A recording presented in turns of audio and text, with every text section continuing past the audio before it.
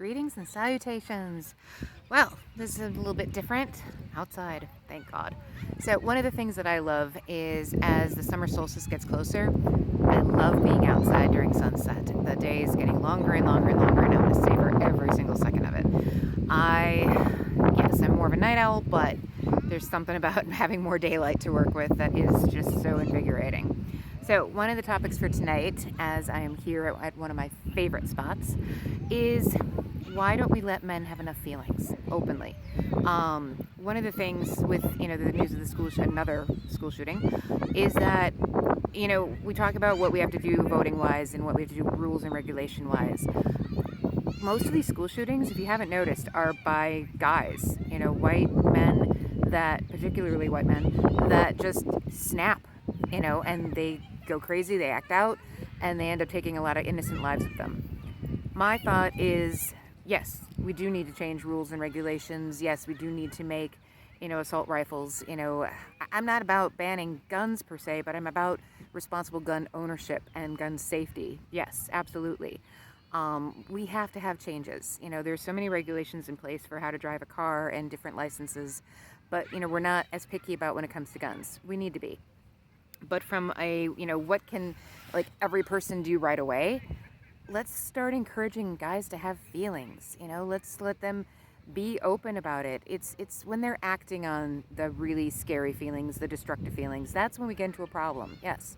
But having feelings of sadness, having feelings of, when they're feeling pathetic, bullied, etc., scared, angry, all of those feelings are normal and valid in a lot of circumstances.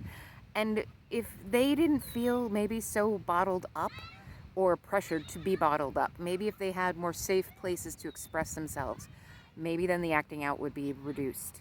One of the things that, and this will probably tie into a different segment as well, but I think if we make it more acceptable for men to express how they feel when they're feeling something that is problematic, because it's like women, we vent, we cry, we do what we got to do, and people accept it of us. We need to do that for guys too. We need to make it okay for men to show their emotions, to verbalize their emotions, not take out a gun and shoot up classrooms. No, but to verbalize how they feel, to cry, to yell, to scream, to vent. We need to make it safe for them to be able to have feelings and to be supportive of how they feel, and have them also get the help when they do need it. When those feelings are too overwhelming, and the feelings to be destructive, those are the feelings that we do need to be able to be supportive of and to help them with before tragedies occur. So there's going to be another segment on this, that how it relates into dating, but when it comes to tragedy prevention, it also has, a bearing on that too. Like, what can every person do right away? And I think we need to be as supportive of men as we are of women when they have emotions. And that's something I think that we all can change, whether it's time to vote or not, whether we, rely on the government to make better regulations. That's something we can do right away. Each one of us, within our own sphere of influence, is making sure that the men in our lives, the boys in our lives, know that it's okay to have emotions, both creative and destructive, and it's how we act upon them. That's what we need to work on and attend to. But in the meantime, we need to validate that it's okay to have feelings. Okay, more to come.